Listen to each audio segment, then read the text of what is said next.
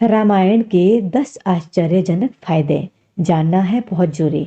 Number 1, बाल्यकाल से लेकर युवावस्था और फिर आगे भी उनके जीवन में जिस तरह की चुनौतियां आई और जिस तरह उनका उन्होंने सामना किया, वह हमें सिखाता है कि जीवन में परेशानियां सभी की आती है, लेकिन हमें मुश्किल परिस्थितियों में हिम्मत नहीं तोड़नी चाहिए। असत्य के मार्ग पर चलने का क्या परिणाम होता है, वह रामायण पढ़ने से पता चलता है। नंबर 2, रामायण पढ़ने का दूसरा बड़ा फायदा है कि हमें उनके जीवन से निस्वार्थता सीखने को मिलती है। अपनी इच्छाओं कामनाओं को पूरा करके जीवन में तमाम तरह के सुख भोगने से कहीं ज्यादा जरूरी है जीवन में उस कार्य को करना जिसे इस समाज और दुनिया की रक्षा होती हो और उनका भला होता हो।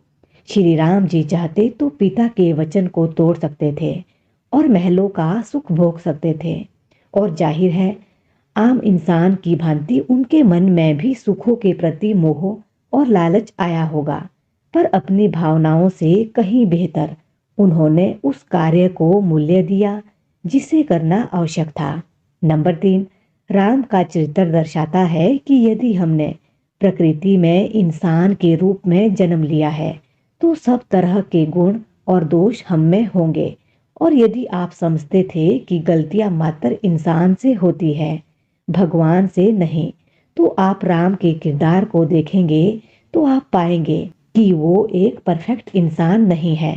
बात चाहे सीता के अपहरण की हो या भाई लक्ष्मण के युद्ध में मूर्छित होने की हो, दुख के समय में उनके नैनों से भी आंसू झरझर बहते हैं, जो यह दर्शाता है कि वो सभी गुण जो मानव में होते हैं वो राम के पास भी है। उनके पास कोई दिव्य शक्ति नहीं थी जिसका प्रयोग करके वो सीता को लंका से ले आते।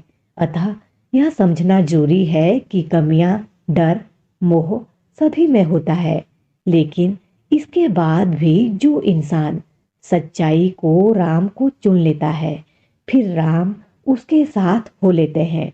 नंबर 4, कहते हैं जैसी संगति वैसा फल। तो जाहिर है राम के साथ रहना है तो वे सीधा हमारे सपने में तो आएंगे नहीं, तो एकमात्र तरीका राम के साथ रहने का यही है कि हम राम को सुने, उनके बारे में पढ़ें और उनके द्वारा कही बातों को जीवन में उतारे।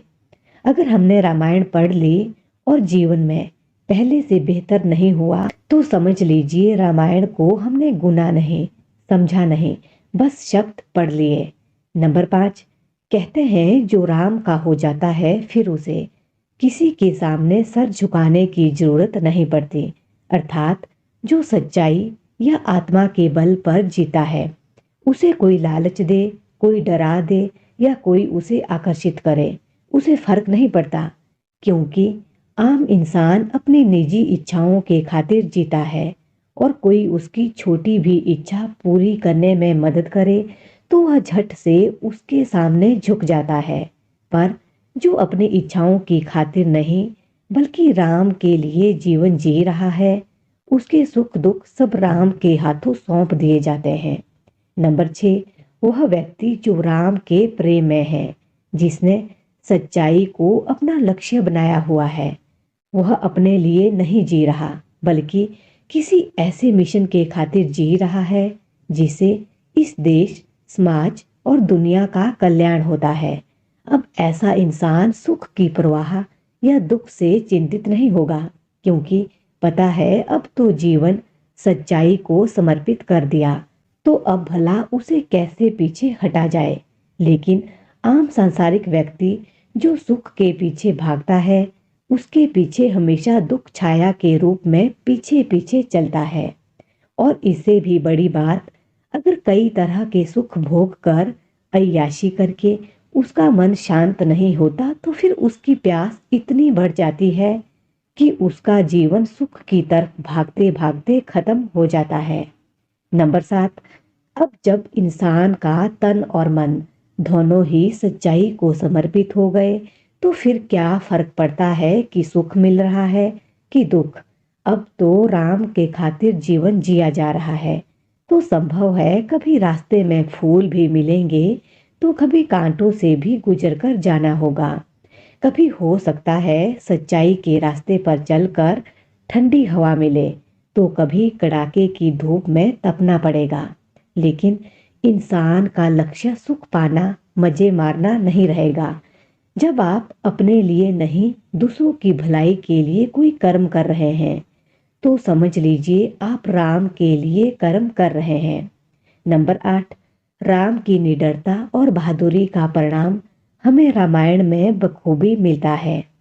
भयंकर राक्षसों के सामने तनिक भी विचलित ना होकर डटकर उन्हें पराजित करने वाले श्री राम के जीवन की संपूर्ण गाथा हमें सिखाती है कि अपने लिए नहीं, सच्चाई की खातिर जीवन जीने का इनाम यह मिलता है कि आप में प्रेम इतनी शक्ति दे देता है कि आप में बड़ी से बड़ी ताकत के विरुद्ध लड़ने की शक्ति आ जाती है। इसलिए कहा भी गया है कि राम भरोसे जो जीता है उसे ना कुछ पाने की चिंता होती है और ना कुछ खोने का डर सताता है। इसलिए रामायण पढ़ने का एक बड़ा लाभ पाठकों को मिलता है। तो ये थे रामायण पढ़ने के बहुत ही आश्चर्यजनक फायदे। और ऐसी ही अच्छी अच्छी और सकारात्मक बातें सुनने के लिए हमसे जुड़े रहे। धन्यवाद। जय हिंद, जय भारत।